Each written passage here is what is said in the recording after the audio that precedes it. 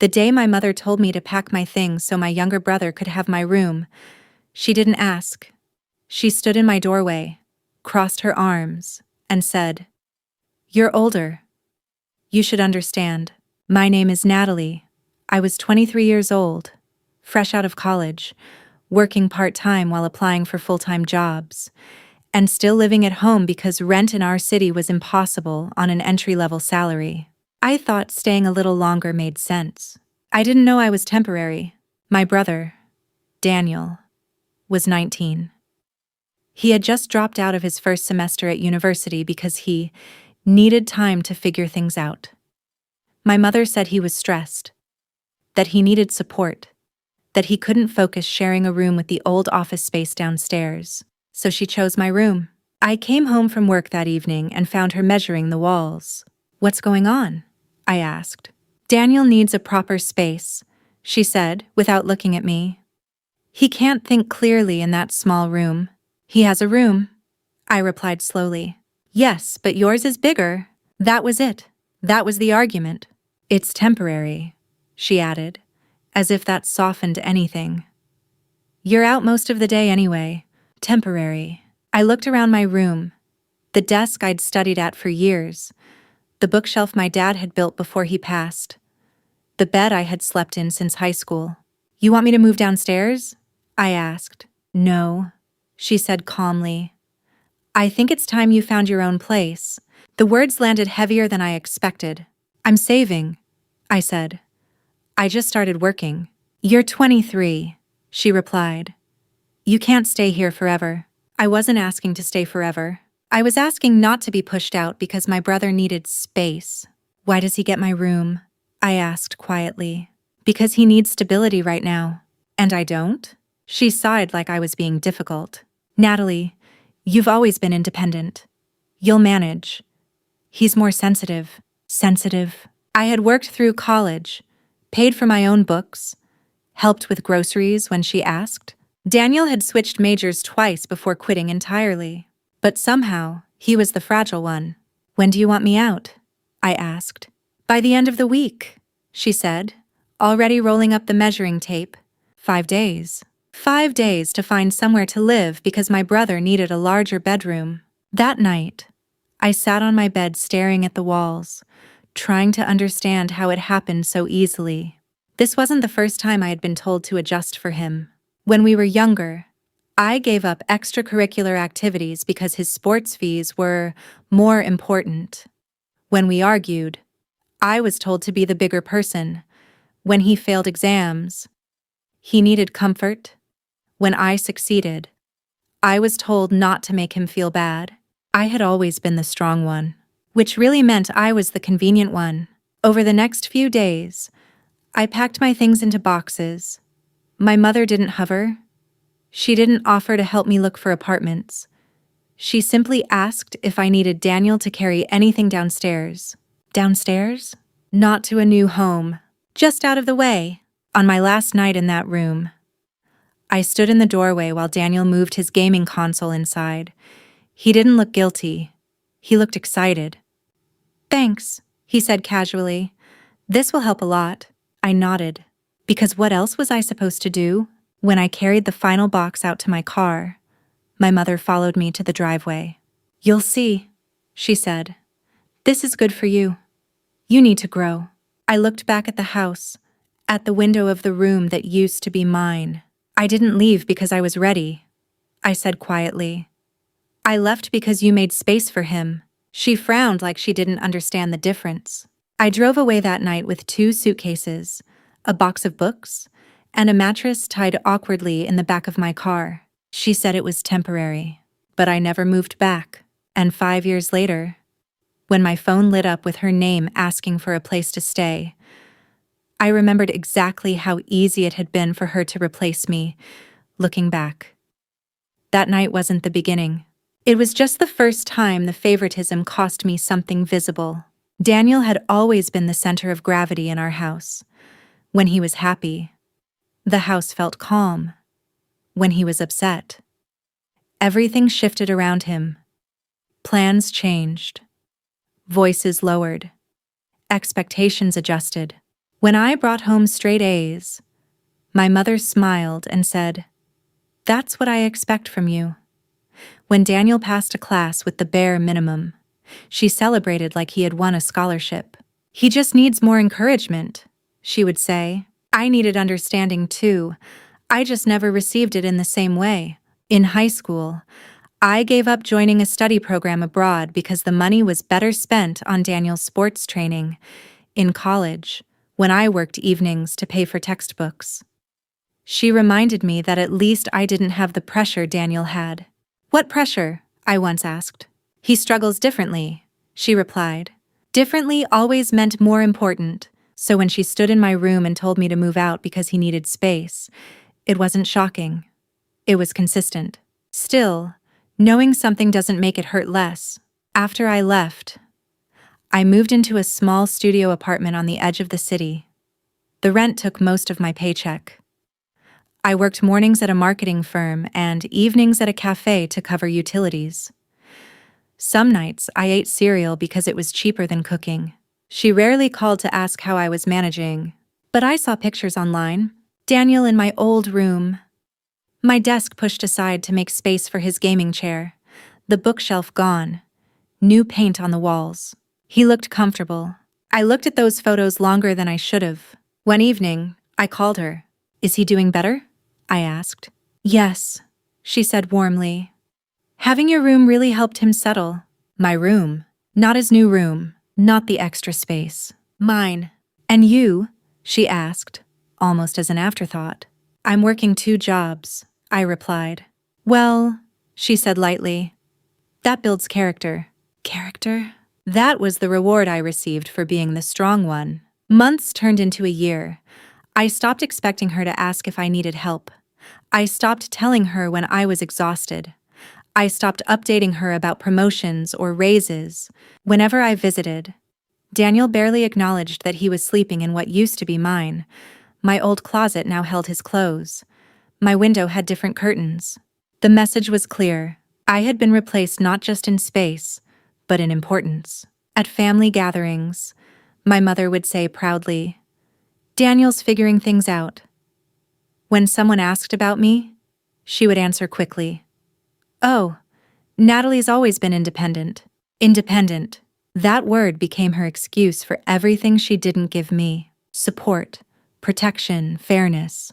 I learned how to budget carefully, how to negotiate rent, how to handle setbacks without expecting rescue. I built something stable on my own, not because I wanted to prove her wrong, but because I had no choice.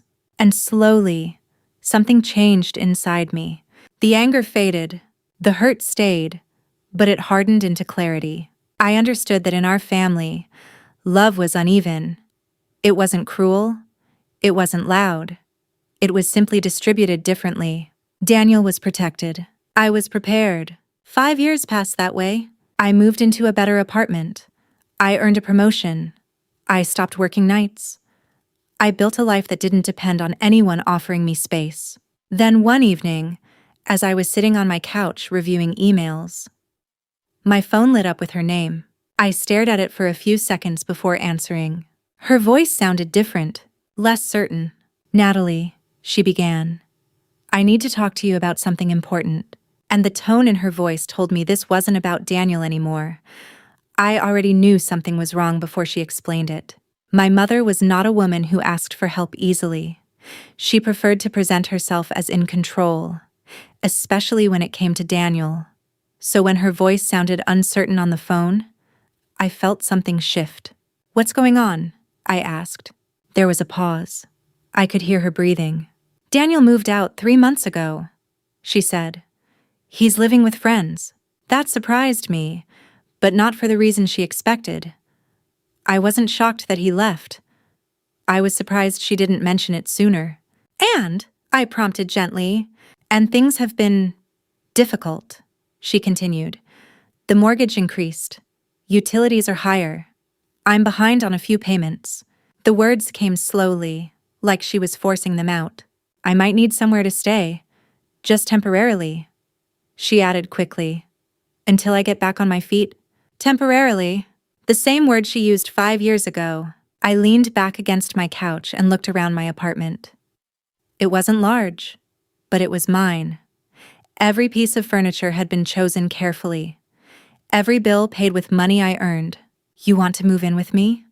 I asked, keeping my voice steady. "Only for a little while," she said. "Family helps family. Natalie, family helps family." The sentence hung in the air between us. 5 years ago, when I needed stability, I was told I was old enough to figure it out. When I struggled with rent, it was building character. When I left with 2 suitcases and no plan, that was considered growth. Now, suddenly, family was a shared responsibility. "What happened to Daniel?" I asked. "He has his own life now," she replied. "I don't want to burden him." The irony was almost too sharp to speak. "You didn't think I was burdened when you asked me to leave?" I asked quietly. "That was different," she said immediately. "How?" "You were stronger." There it was again. The compliment that had always been an excuse. Being strong had meant being expendable. "I worked 2 jobs after I left," I reminded her. "I slept on a mattress on the floor for months." "You managed," she said softly. "Yes," I replied, "because I had to." There was silence on the line. "I didn't realize it was that hard," she said after a moment. I didn't answer right away, because part of me believed she had realized. She just hadn't cared enough to stop it. "I'm not asking forever," she continued. "Just until I sort things out." Sort things out. I remembered standing in my doorway while Daniel carried his things into my room. I remembered her telling me this was good for me, that I needed to grow. And I had, just not in the way she imagined. "When would you need to move?" I asked. "Next month," she replied. "The bank is pressuring me." The word bank tightened something in my chest. It wasn't the first time finances had pushed our family into uncomfortable corners. I stood up and walked toward the window, looking out at the city lights. "I'll think about it," I said. "You'd really let me struggle?" she asked, her voice thin now. I closed my eyes. I had struggled, alone, and no one asked me that question. "This isn't about letting you struggle," I replied calmly. "It's about whether I'm expected to give up my space again." She didn't respond immediately. For the first time, she seemed to understand what I meant. "I didn't see it that way before," she admitted. "I know," I said. We ended the call without a decision, but as I stood there in my quiet apartment, I understood something clearly.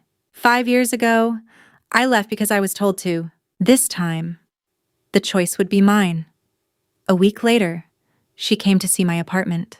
She didn't say it directly, but I knew she wanted to measure it the same way she once measured my old bedroom, silently calculating whether there was space for her. When I opened the door, she looked smaller than I remembered. Not weaker, just less certain. "This is nice," she said as she stepped inside. "It took time," I replied. She walked slowly through the living room, touching the back of the couch, glancing at the small dining table near the window. "You've done well for yourself," she added. I didn't answer that, because doing well had never been the problem. The problem had been that doing well meant I didn't need anything. We sat down across from each other. No raised voices, no drama, just quiet tension that had been building for 5 years. "I've been thinking," she began, "about what you said." "About which part?" "About making space." The phrase landed between us. "When Daniel needed it, I thought it was temporary," she continued. "I didn't expect you to take it so personally." I let out a slow breath. "It wasn't about the room," I said. "It was about what it meant." She looked confused. "It meant I was the easiest one to remove," I explained. "You didn't even hesitate." "I thought you were ready," she said. "I wasn't," I replied. "I just didn't argue." That difference seemed to hit her harder than anger would have. She sat back in her chair. "I never wanted you to feel replaced, but I was," I said gently. "You didn't even offer to help me find somewhere else. You just assumed I'd manage." She looked down at her hands. "I always believed you were stronger than him, and that's why I had to go," I said. Silence filled the room. Outside, cars moved through the street below, Life continued as normal. I'm not asking you to give up your room this time, she said carefully. I take the couch. The sentence almost made me smile, but not in amusement. 5 years ago, she didn't consider whether I would have space to land. Now she was negotiating for a corner. It's not about square footage, I replied. It's about patterns. What patterns? Whenever something is difficult, I'm the one expected to adjust. She opened her mouth to disagree, then stopped, because she knew it was true. I didn't see it clearly back then, she admitted. I thought pushing you would help you. It did, I said honestly. But that doesn't mean it was fair. She nodded slowly. I don't have many options, she said after a moment. The house is too expensive now. I thought, maybe you'd understand. I looked around my apartment again. 5 years ago, I left with 2 suitcases and no safety net. I learned how to survive because no one offered to catch me, and I did survive. But surviving doesn't mean forgetting. I do understand, I said quietly. She looked hopeful. I understand what it feels like to need stability. I continued. I just don't think giving up my space again is the answer. Her face fell slightly. So you're saying no? I'm saying I won't repeat the same story. The room felt heavier after that. She wasn't angry. She was absorbing it. You've changed, she said softly. I had to, I replied. And for the first time, she didn't argue. She didn't cry. She didn't raise her voice. She just sat there, looking around the apartment like she was seeing something she hadn't seen before. Not the furniture, not the layout, the boundary. I didn't think you'd say no, she admitted quietly. I know, I replied. That was the real problem. She had never expected resistance from me. For years, I had adjusted without protest. I moved out without a fight. I worked harder without complaint. I made space without demanding it back. She had mistaken silence for agreement. I thought after everything, you'd understand, she said. I do understand, I answered calmly. I understand what it feels like to have nowhere to go. That landed, because 5 years ago, I had nowhere to go either. You weren't homeless, she said softly, almost defensively. No, I agreed. But I wasn't secure either. And you knew that. She didn't respond. I leaned forward slightly. When I left, you said it was good for me, that I needed to grow. You did grow, she said quickly. Yes, I said. But I grew because I had no choice. There was a difference between being supported and being pushed. She looked tired now. What am I supposed to do? She asked. It was the first time she had ever asked me that question without authority in her voice. I don't know, I said honestly. But I know this can't be your solution. Why not? Because I built this place by learning how to stand on my own. I won't turn it into another space where I disappear to make room. She swallowed. I never meant for you to disappear, but I did, I replied quietly. In that house, I was the one who adjusted so no one else had to. The truth didn't need to be dramatic. It just needed to be said. I'm not trying to punish you, I continued. I'm protecting what I built. She nodded slowly, understanding settling in. You're choosing yourself, she said. Yes, the word felt steady. Not cruel, not angry, just firm. For a long moment, neither of us spoke. Then she stood up. I suppose I raised you to be independent, she said, almost to herself. You did, I answered, just not in the way she intended. She walked toward the door and paused. I wish I had handled things differently back then, she admitted. I know, I said. That was enough.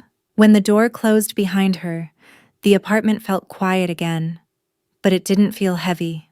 It felt stable. 5 years ago, I left because I was told to make space. This time, I stayed because I chose to. She once told me I was older and should understand. Now I understood something she hadn't. Growing up doesn't mean giving up your place for someone else. Sometimes it means finally keeping it.